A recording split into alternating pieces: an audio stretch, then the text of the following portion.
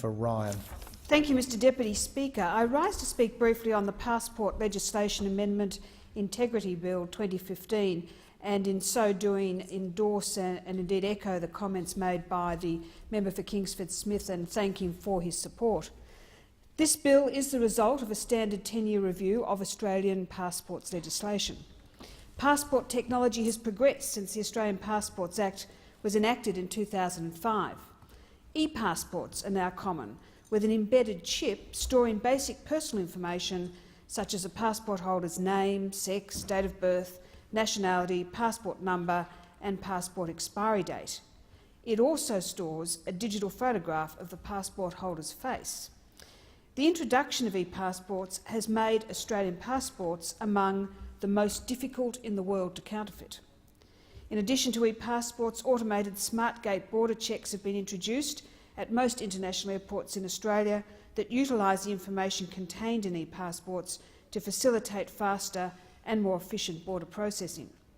With the passage of time and changing technology, amendments contained in the bill are evolutionary, not revolutionary, and seek to update and clarify existing legislation. Broadly, and in addition to minor amendments, the bill makes amendments in respects of 4 areas. Firstly, to provide that a travel document may be issued to a person on the Minister's own initiative in certain circumstances. Secondly, to align the definition of parental responsibility more closely to that in the Family Law Act. Thirdly, to provide that the Minister may refuse to process a passport on reasonable suspicion of fraud. And finally, to clarify and extend offence categories relating to fraudulent conduct in respect of Australian travel documents. The first set of amendments address a scenario in which a person is to be deported from Australia, extradited to Australia, or subject to an international prison transfer. Currently, an individual must consent to the issue of an Australian travel document, and there is an unclear legal basis for the government to issue a travel document on an individual's behalf without their consent. Consequently, it is possible for Australian citizens, subject to such orders, to delay proceedings, which places Australia in breach of our obligations under the International Civil Aviation Organisation's Convention on International Civil Aviation. Amendments contained in this bill allow, in these limited circumstances, for the Minister to issue travel documents on behalf of an individual. This will allow Australia to meet our international obligations and will reduce procedural delay. The second set of amendments relate to consent in the issuing of passports to children. This can be a complex matter in circumstances of family breakups and divorce. Under existing laws, parents who do not have parental responsibility under the Family Law Act, but who do have a court order to spend time with or have access to a child, are required to consent to a child having a passport. The effect of existing arrangements is that a person is afforded more parental responsibility under the Australian Passports Act than they are under the Family Law Act. This bill ensures that persons who do not have guardianship, custody or parental responsibility for a child are no longer required to consent to the issuing of a passport to that child. This will make it easier for children in difficult family environments to be able to be issued with a passport. And, Mr Deputy Speaker, I'm sure you, like me, have many constituents panicking in the Christmas holidays when they realise they haven't made the necessary arrangements. However, a key point to note is it still remains an offence under the Family Law Act to take a child overseas without consent from all persons in whose favour a court order is made in relation to a child. The third set of amendments relate to cases in which it is reasonably suspected that applicants have engaged in fraud or dishonesty in the process of applying for an Australian travel document. In such cases, this bill provides that the Minister may refuse to process a passport application if there are reasonable grounds to suspect fraud or dishonesty in the application.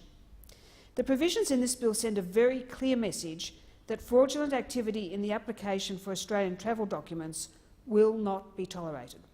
The decision will be renewable, and a refusal to process a passport application does not necessarily prevent a person from being issued with a travel document. However, in such cases it will be necessary for applicants to submit a fresh application with the correct information and meet all other eligibility requirements. I turn now to the fourth category of amendments, Although advances in technology have made counterfeit of travel documents more difficult, it remains vitally important that the integrity of the Australian passport system is maintained.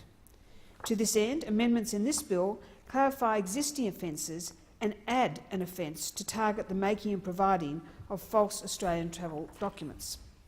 One amendment specifies that the existing offence for damaging or destroying an Australian travel document be extended to include the manipulation or tampering with a travel document, with specific reference to the chip embedded within the document. This amendment will make it clear that it is an offence to tamper with the chip of a travel document, improving our ability to track down and prosecute people suspected of fraudulent activity.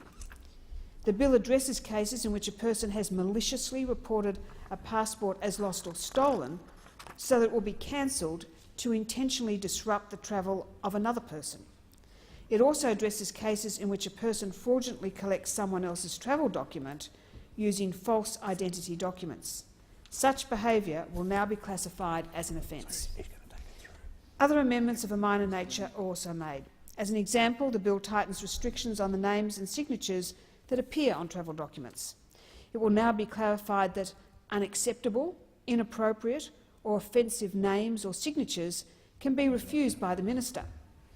Examples include names or signatures that are obscene, a racial or ethnic slur, a political slogan, or a name that could mislead people into believing that the bearer has been conferred with an award, title or decoration. Mr Deputy Speaker, Australians love to travel, and currently there are more than 10 million issued passports. So the amendments proposed in this bill reflect the changing nature of international law, the changing nature of family relationships, and the changing nature of passport technology and attempts to circumvent or replicate it.